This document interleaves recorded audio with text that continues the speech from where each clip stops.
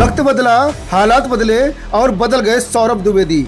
जिस चेहरे से द लल्लन टॉप पहचाना जाता था, जिस शख्स ने जीरो से एक डिजिटल साम्राज्य खड़ा किया, वही सौरभ द्विवेदी आज उस लल्लन टॉप को अलविदा कह चुके हैं। लेकिन सवाल ये है, क्यों छोड़ा इतना बड़ा चैनल?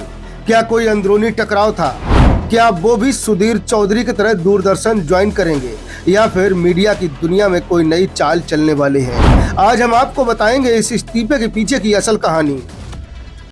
देश के सबसे लोकप्रिय Hindi digital news platform the Lallan top से जब अचानक खबर आई कि उसके सबसे बड़े चेहरे, सबसे मजबूत स्तंभ और पहचान बन चुके सौरभ द्विवेदी ने इस्तीफा दे दिया है, तो मीडिया जगत में हलचल मच गई। किसी को यकीन नहीं हुआ, किसी ने कहा अफवाह है, तो किसी ने पूछा इतनी ऊंचाई पर पहुंचकर कोई अचानक क्यों छोड़ेगा। दरअसल सौरभ द्विवेदी सिर्फ एंकर नहीं थे, वो लल्लन टॉप की आत्मा थे।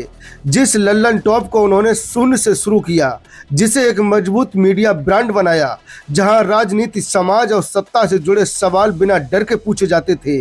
समय के साथ लल्लन टॉप एक स्टार्टअप से निकलकर इंडिया टुडे ग्रुप का बड़ा डिजिटल चेहरा बन गया। लेकिन इसी बदलाव के साथ भूमिकाएं बदलीं। कभी जो मालिक थे, वही धीरे धीरे संपादक और फिर कर्मचारी की भूमिका में आ गए, और यहीं से शुरू हुआ एक आंतरिक संघर्ष, विचारों का, स्वतंत्रता का और दिशा का। हालांकि कहीं भी यह सामने नहीं आया कि कोई विवाद या टकराव हुआ हो।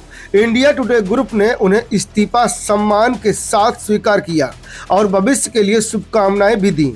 खुद सौरभ द्विवेदी ने भी सोशल मीडिया प्लेटफॉर्म एक्स पर लिखा, शुक्रिया लल्लन टॉप, पहचान, सबक और हौसले के लिए।